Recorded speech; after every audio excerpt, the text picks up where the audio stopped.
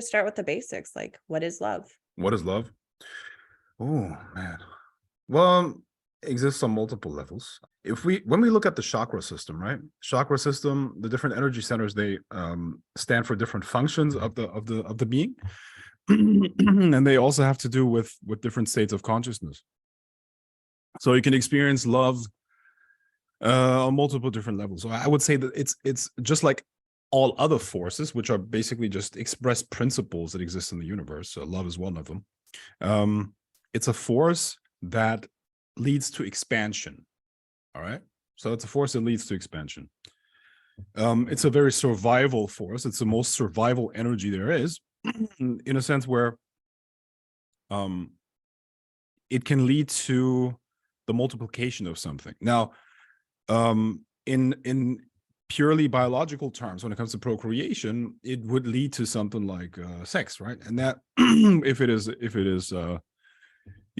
is not interfered with, will eventually lead to procreation. So you have two people coming together and they expand into a whole different life form, or a whole new life. And that can be done many, many times, right? So it allows the species to expand, but it exists on other levels as well. We were just discussing other topics before this podcast, right? You can definitely fall in love.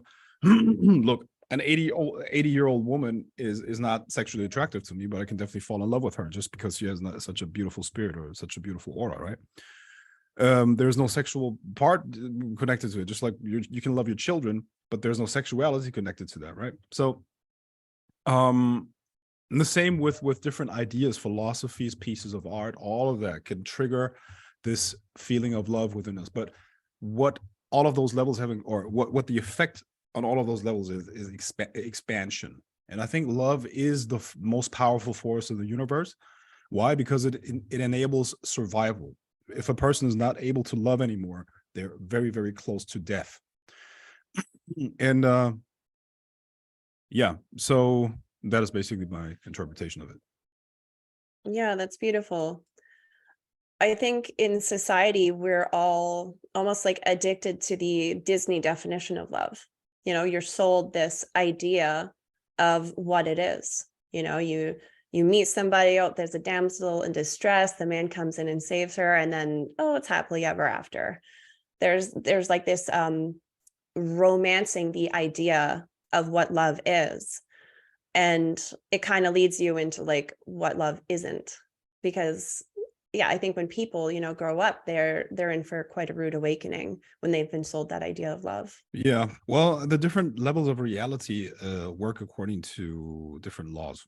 All right, so it is definitely possible to go from let's say the desire to procreate, purely physical lust, into love, but then you would have to raise the consciousness.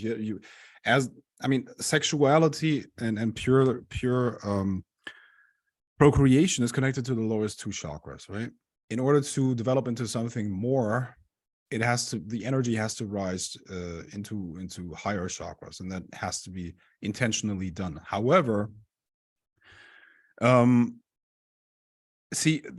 different phases of the life of a person, different chakras will dominate. The younger we are, the stronger the activity in the lower chakras. So the only and the physical part and the physical laws of procreation will dominate a lot of our actions. Okay, so let me give you an example. You will not see the following thing: two people, okay, man, woman, both in the biological range of being able to procreate. The guy's a complete loser, weak, and has no survival value. And a beautiful woman that is in her prime is falling in love with him sexually. Falling in love with him. That's not going to happen. Why? Because in order for her to fall in love with him, first, the basis of sexual attraction to an extent has to be there. Why? Because the lower chakras must be stimulated, and then the energy can rise up. Now, why is it then that she can fall in love with a puppy and think it's cute? Because we exist on multiple different levels. There are levels of us that are very, very self-centered, but there are also levels of us that are connected to the planet as a whole, our species, and so on and so forth, right? And even the animal kingdom. So you can basically say this love of, I mean, this force of love, make sure that the puppy survives by making it so lovable to us that we want to protect it and help it survive longer, right? That's Mother Nature taking care of the puppy through us, essentially. But it's the same force, right? But there are laws that really apply to it all. Now, a